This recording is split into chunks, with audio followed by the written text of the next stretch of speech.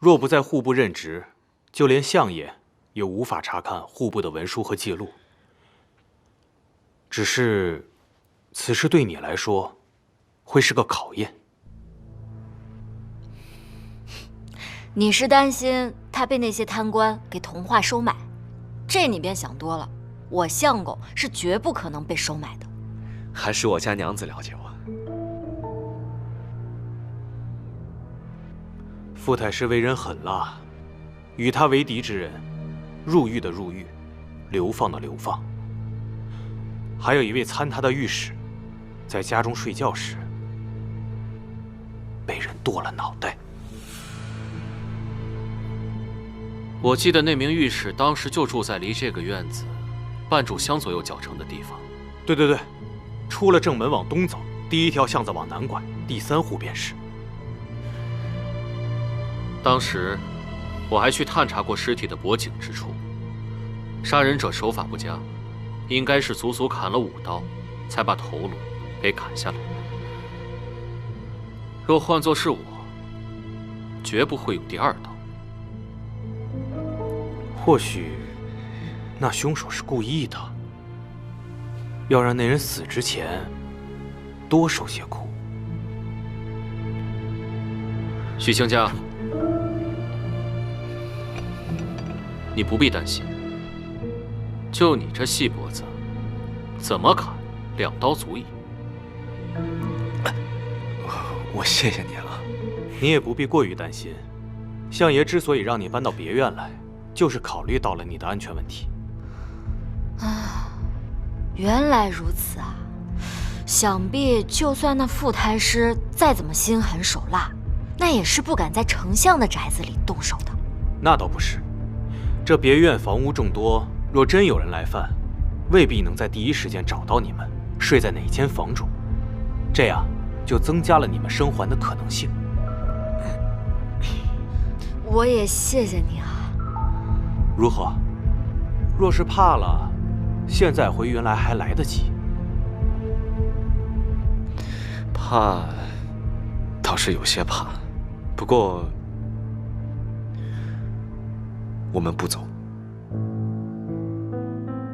为什么一个宁王加一个假丞相，还斗不过一个傅太师呢？这太师职位比丞相还高吗？再高，他肯定高不过宁王吧？这宁王只是爵位，不是官职，这两者不能混为一谈。除了太子，其他皇子是没有权利干涉朝政的。而宁王之所以可以上朝，是因为他在军中还有官职，而并非王爷的身份。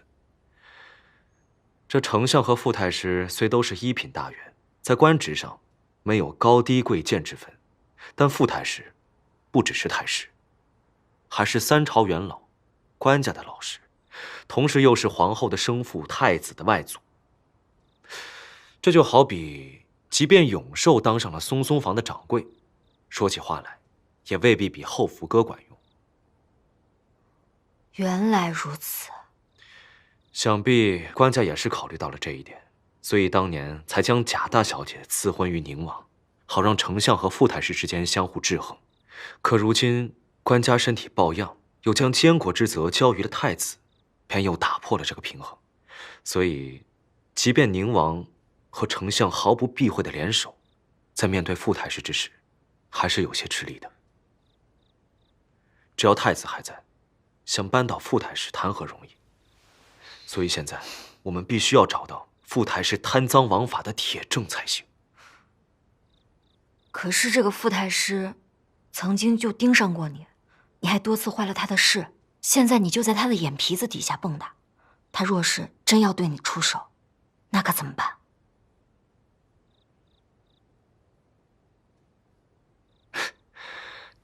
这不还有娘子在呢吗？他若真想砍我的头，你便削去他的发，不亏。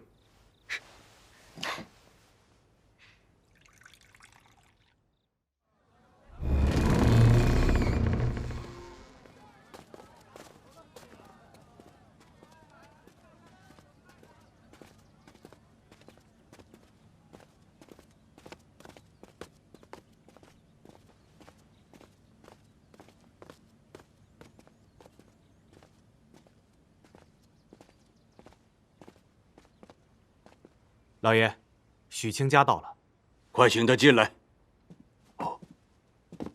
丞相，罢了罢了，卿家，快请坐。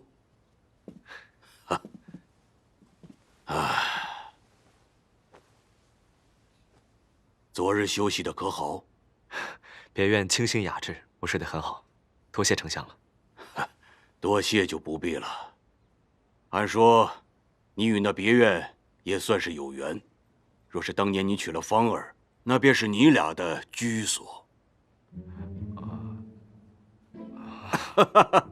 怎么，榜眼也有词穷的时候？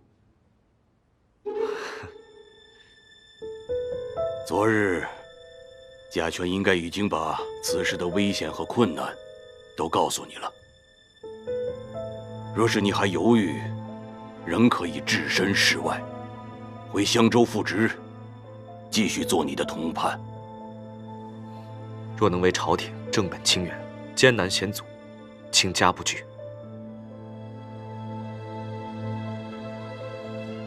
好，不愧是许御史的儿子，我没有看错人。丞相，您认识先父？朝中甚少有人知晓，我与你父亲有同窗之谊，更是至交好友。后来柯岩做了御史，为了避嫌，我俩便来往的少了，但是并没有因此而疏远。丞相，您可否告诉我，当年我爹因何事被贬，最后做了一个小小的县丞？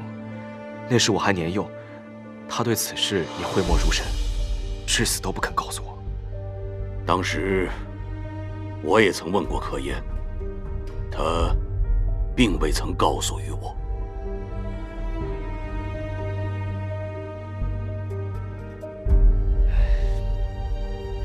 罢了。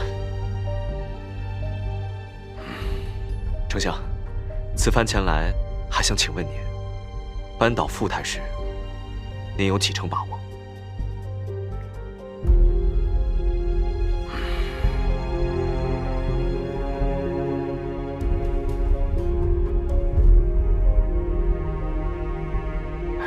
一成没有。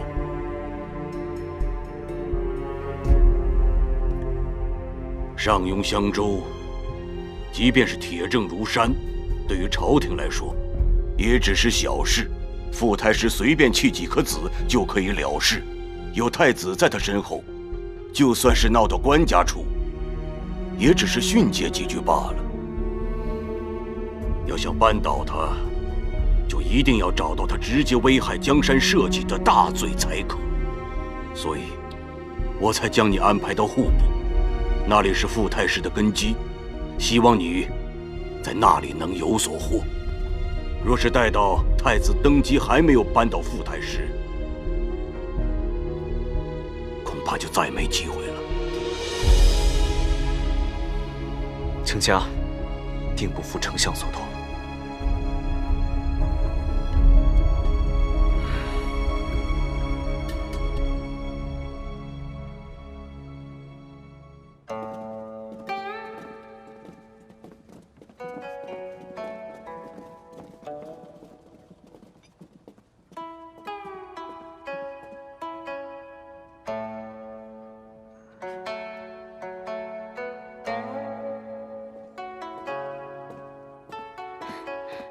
阿娇，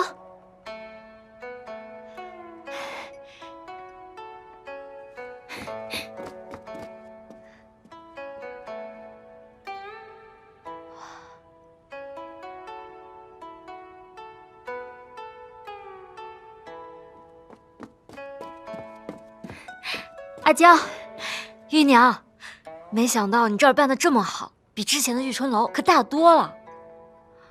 我现在反倒希望它小一点了。怎么啦？这京城的物价可比上庸高太多了，我所有的积蓄加上高挣的都投进这玉满楼里了。可是，你看那儿，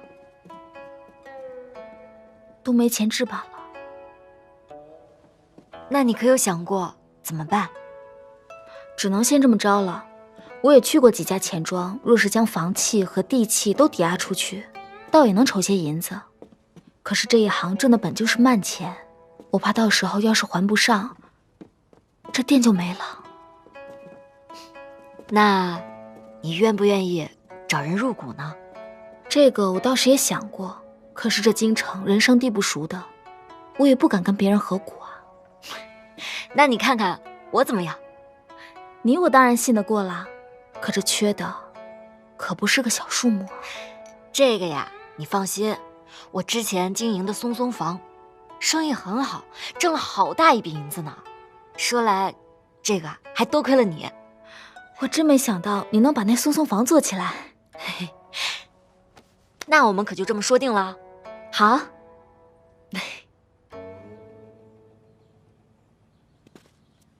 王爷，当年侍奉若琪小姐的人已经带到了。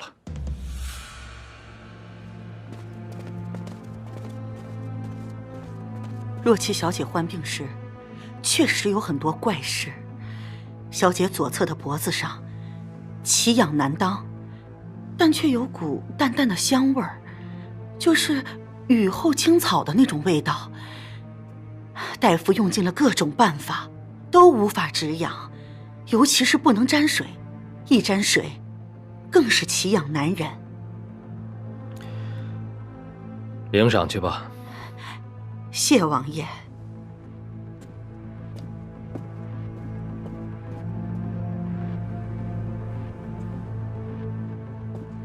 王爷，看来若琪小姐真是被人下了毒。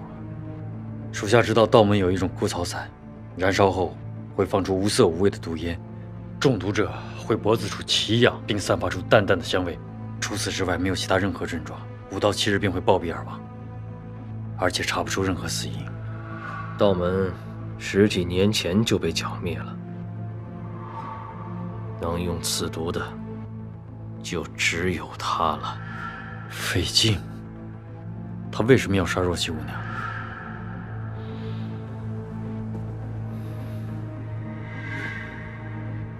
是傅太师。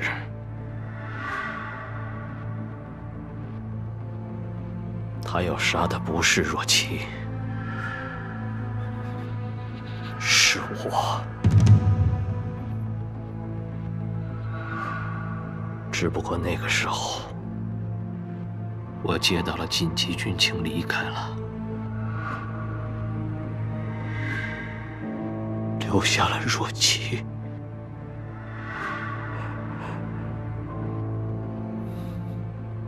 他用的是烟毒，自然不许进屋，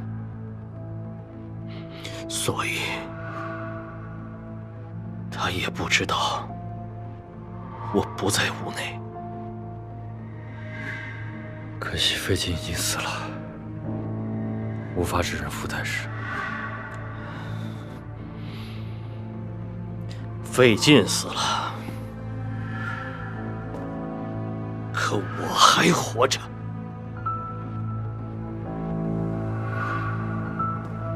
傅太师，我绝不会放过你，哪怕就算与太子为敌，我也要给若琪一个交代。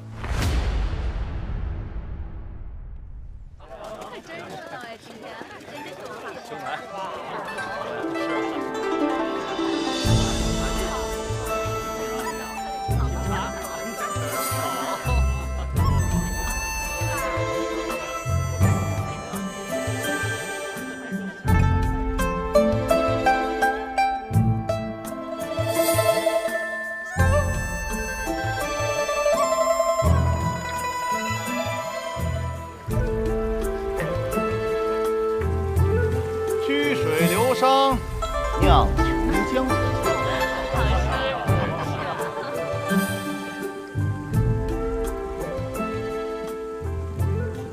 阿娇，这个曲水流觞你是怎么想到的？还不是听许清家说的。当年呀，他在京城备考时，曾与他的同窗在溪边饮酒，他们呢将这酒顺溪流而下，流到谁的手边，谁就要吟诗一首。我当时听着吧，就觉得这些读书人是真矫情。可现在我转念一想，这矫情的人钱好挣啊！再加上咱们玉满楼地方够大，能够仿制这溪流。京城呢，附庸风雅的人也多。我这么一琢磨，这生意铁定不会差。哎，许大人呢？今日开业，他怎么不来啊？他今日第一天上任，去户部报道了。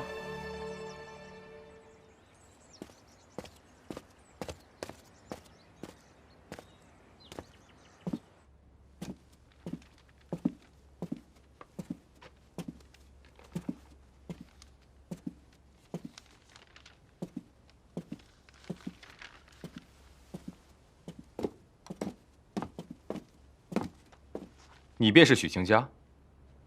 正是，下官许清家。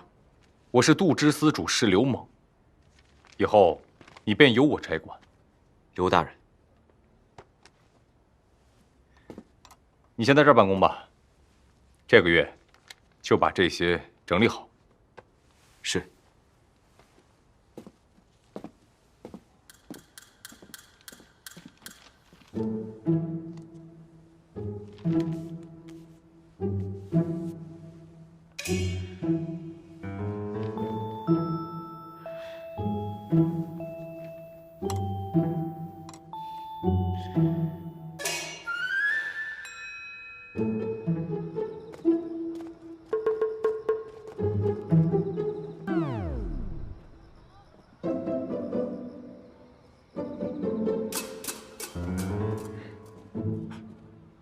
大刘子，小刘子，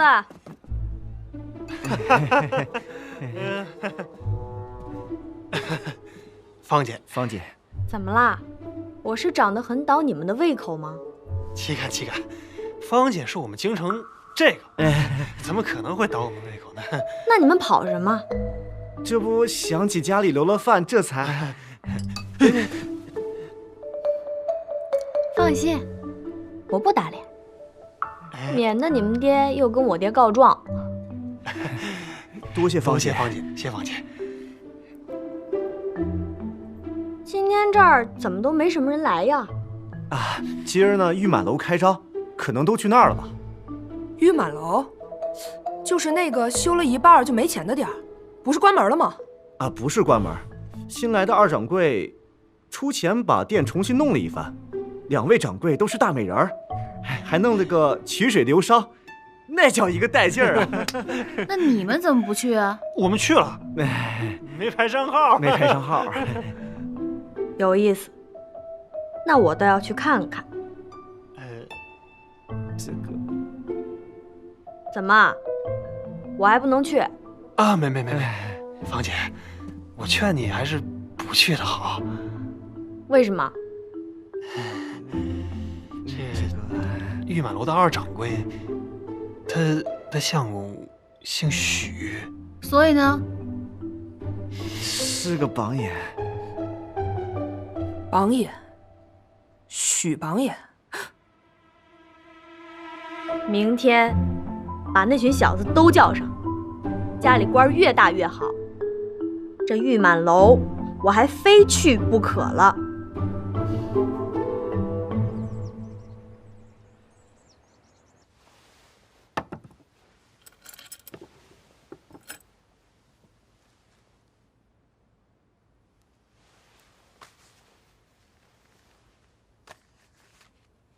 咱们户部乃是掌管户籍财经之机关，像土地赋税、军需粮饷这等国之要事，皆由户部总控管理。许大人虽然只是五品判户部事，但经手之事皆关系着举国民生，日后可是要仔细再仔细。谢冯大人提点，日后还需要您多多照拂。哎，许大人说话可要小心一点。我并未提点你什么，也不可能照拂你什么。这户部可不像地方官府，没那么多人情世故，大家公事公办即可。是下官失言，还请大人见谅。行了，你忙吧，我就不打扰了。大人慢走。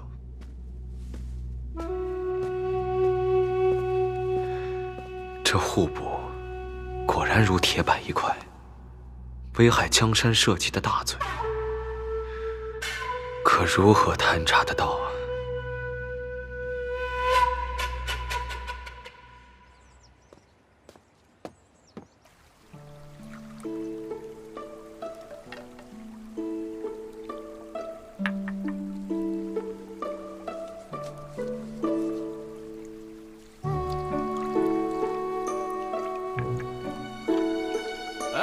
终于轮到燕公子了啊！来一首，来一首啊！好，那燕某就为咱玉满楼老板娘赋诗一首，如何呀？玉娘资质繁庸，可万万不可。黛眉一蹙锁人魂，鹰口半笑露背真。生莲媚眼若惊鸿，不登九霄不见闻。开花了！公子谬赞了。世风日下呀！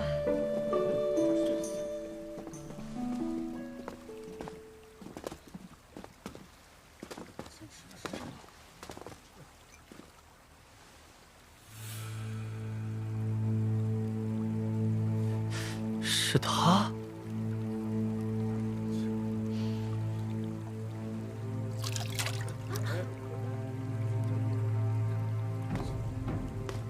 当今的这些读书人可真是愈发可耻了，美其名曰诗酒会友，可实际上不过是做些淫词艳调，讨狐妹子的欢心罢了。姑娘，我们萍水相逢，为何羞辱我等？难道我们在此饮酒作诗，碍了姑娘你的眼不成吗？哎，贾小姐，息怒，您息怒啊！我这兄弟呢，刚来到京城，得罪了您，不好意思啊。什么贾小姐？这位是相府的三小姐，赶快坐下。怎么，只顾着伺候男客？这女客都进门了，都无人安排席位。贾府三小姐是吧？怎么说，你也是出身名门的大家闺秀，怎的说话如此不中听？我们京城的大家闺秀就是这样说话，你不爱听也得给本小姐听着。贾小姐，我们姐妹俩初到京城，不懂规矩，若是有冒犯的地方，还请您指点一二。冒犯倒谈不上，只是曲水流觞、饮酒赋诗这等风雅之事，不太适合像你们这样没读过书的乡巴佬罢了。你说谁是乡巴佬？谁生气便是说谁呗。你如此蛮横无理、嚣张跋扈，你又读了多少书？好啊，那本小姐便与你比试比试，你我各作诗词一首，让大家来评一评，谁才是没有读过书的乡巴佬。好，好，比就比，谁怕你不成？阿娇，咱们还是别比了。你放心吧，我不怕的。阿娇，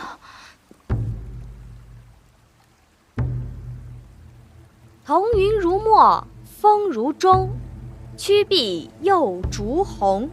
残眉半挑玉之横，斜入冰潭似是垂钓中。白絮梨花落满头，杨如白首翁。铁骨铮铮不求荣，与冰道雪，春花哪能懂？好，好一个虞美人呐！好词好词。怎么像前日词汇上胡兄弟那首？别说了。好词好词。该该你了。好，那我也做一首咏梅诗，省得你待会儿说我不公平。请。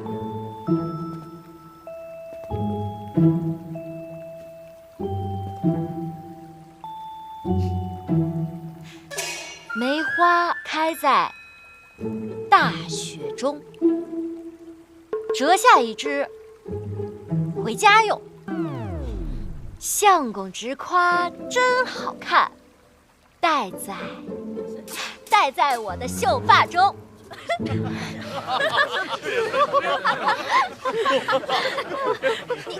们笑什么呀？我的也不差。行了行了，人家一个杀猪的能押上韵，也确实已经是尽力了。哦，想必各位还不知道吧？2年前拒婚丞相府的榜眼郎，非要娶的屠户之女，便是这位大才女胡娇。哎，大家说说，这么一个没读过书，又没见过什么世面的女人，究竟是用什么迷住了我们榜眼郎的心呢？我说，榜眼郎敢娶，你还真就敢嫁呀。俗话说，这君子远庖厨，这杀猪的泡的茶倒的酒，你们喝的也不嫌腥臭啊！杀猪的呀！行了，给人家留点面子。这地方我看着也晦气，咱们走吧。走。好吧。哎呀，我这今日啊也是酒足饭饱了，要不咱们回？哎，走，家中还有事务要处理，这酒不能再喝了。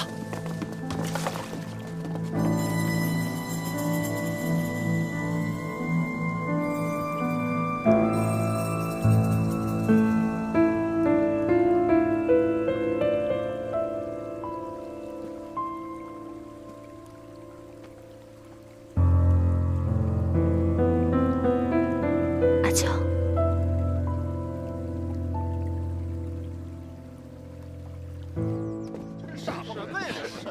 嫂子们就别气了，再也不来了，真够晦气，兴致全无了。什么呀？走了，以后就是八抬大轿抬着我，我也不来了。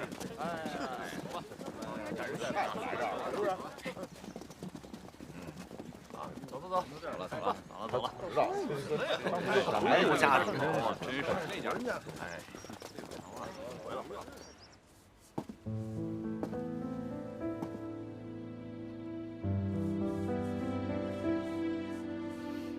阿娇，那个贾小姐是个不讲道理之人，咱不跟她一般见识。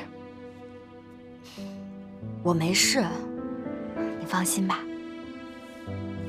阿娇，这几日的收支我已经盘算清楚了，你若不放心，就再核对一下。那我先回去了。啊，对，新到的一批茶叶，记得再翻一下。哎，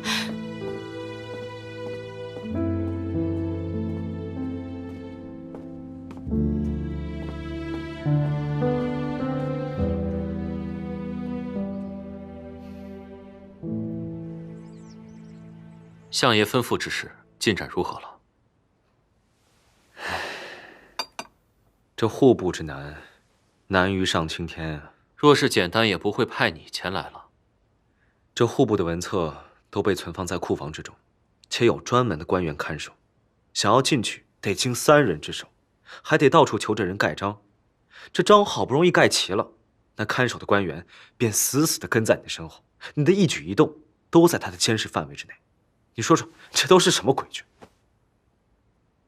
如此严防死守，这其中必定藏着什么秘密。是啊，我也是如此推测的，所以这才绞尽脑汁地想着，这每多进去看几眼，便多一份希望。总之，万事小心。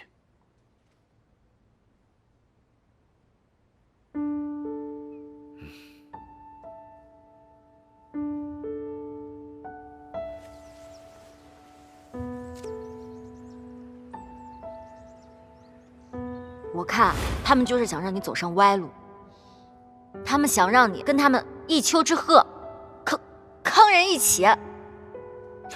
娘子，那叫做沆瀣一气。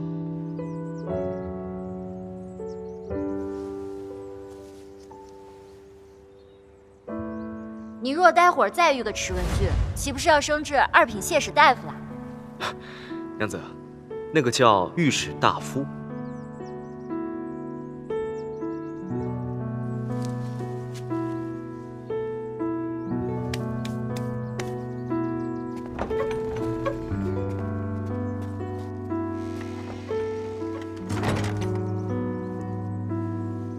哎，大家说说，这么一个没读过书，又没见过什么世面的女人，究竟是用什么迷住了我们榜眼郎的心呢？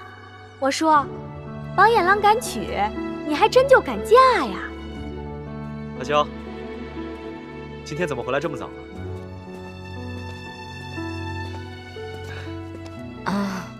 我是看这批新进的茶叶质量差强人意，这条索粗细不均匀，颜色也没有那么碧绿，所以我在想，是不是应该退货？你是想说这批茶叶的质量不过关？这差强人意啊，是形容基本满意的意思，不是形容质量不过关。哦，你怎么了？今天感觉有心事啊？没事，我就是困了，我先去歇歇了。这大白天的又睡啊？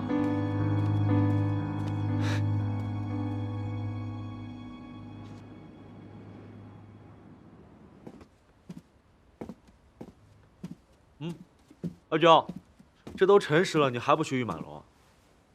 我昨晚没睡好，待会儿再去。怎么，是身子不舒服吗？没有。阿娇，你是不是有事啊？真没有，你快去当差吧，我待会儿就起。好吧，正好今日户部还有要事，那我就先走了啊。等我晚上回来咱们再说。嗯。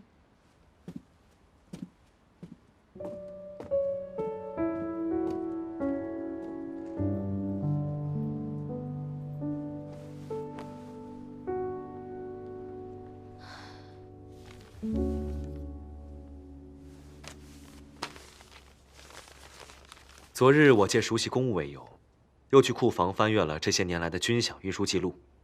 那些文册我带不出来，就大概背了背。回来之后又试着默写了一下。主户部即刻调粮90万担，至沧州赈灾。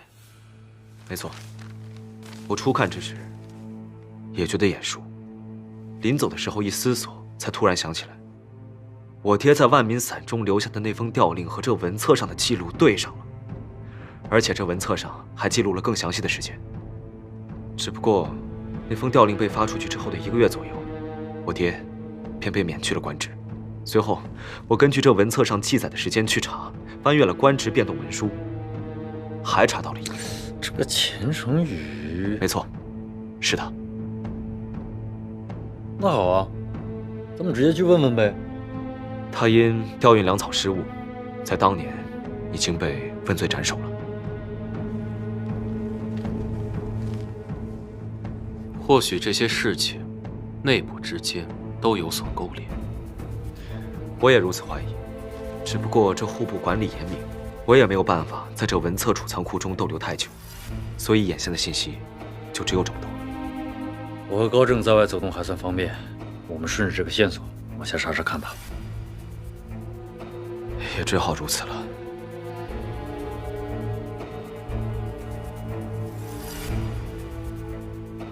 这户部难免有各路眼线，散职之后，御马楼再议。好。掌柜的，昨日预定包厢的客人，今日都将预定取消了。阿娇掌柜来了吗？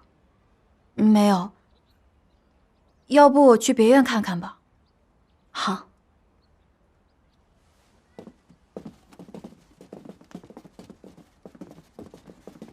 最近可上好酒了？自然有。哎，玉娘，阿娇呢？阿娇，她没在家吗？我早晨出来的时候，她确实还赖在床上。今天客人怎么这么少？咱们上楼说吧。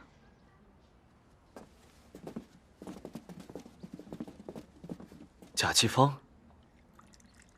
可是贾相府的那位三小姐？对，就是她。咱们玉满楼的客人都是读书人、公子哥，也都好面子。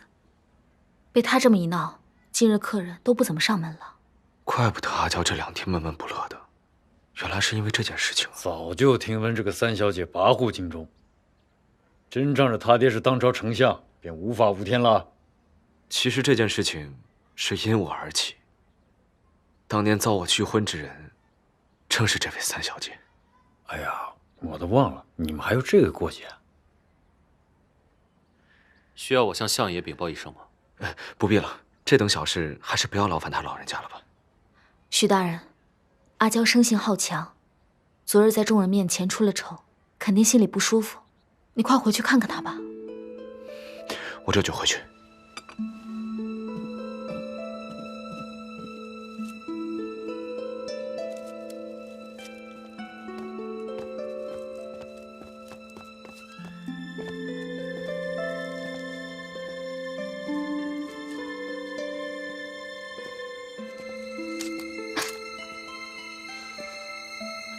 哎，阿娇，等我一下，我去拿药。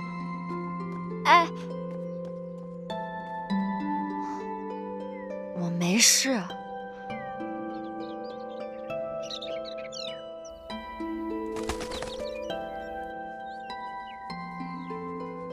疼吗？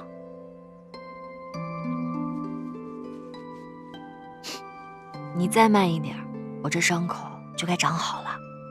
马上就好了。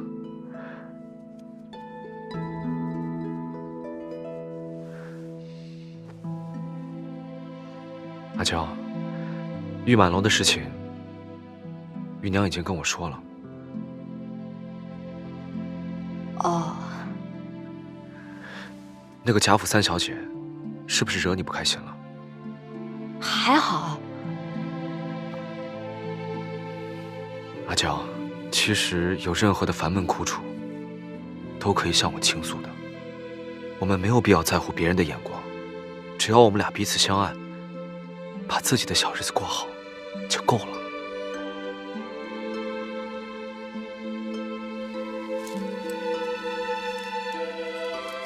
徐行家，你可还记得当年你为什么娶我？若不是这贾府三小姐这么一闹腾，我都快忘了。当年你娶我是为了报恩，因为在你落难之时，是胡家给了你一个容身之所，给你一口饭吃，供你读书，还给了你进京赶考的盘缠。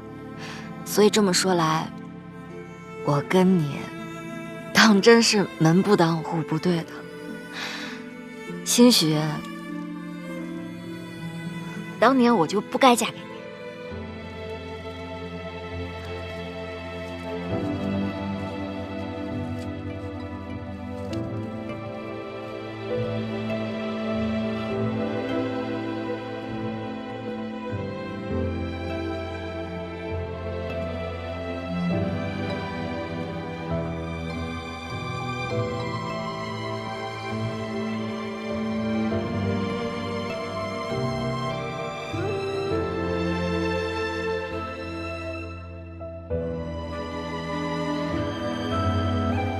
阿娇，你睡了吗？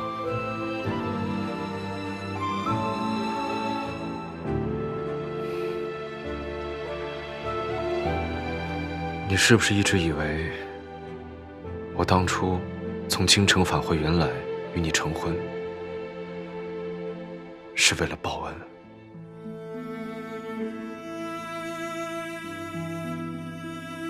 不是吗？确实如此。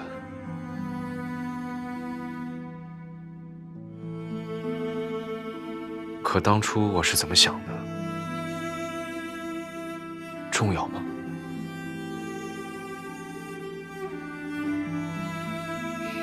你还记不记得，当初我们初到上庸之时，为了探访石阳寨银矿一事，我险些遇难。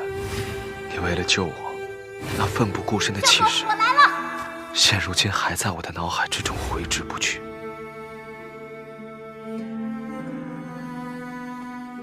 后来，我们兴办献学，遇到了芍药姐弟。那时我才发现，你只是看似鲁莽，但心中却藏有大爱，只是你自己也未曾察觉到罢了。我问你，你是觉得女子比起男子天生来说就是低一等，不能读书吗？当然不是了，读书是为了增长知识、开拓眼界，不论男孩或者是女孩，都需要读书，也有读书的权利。浩太狂香西未风，红灯烁烁绿盘龙。觉来独对晴清空，身在仙宫。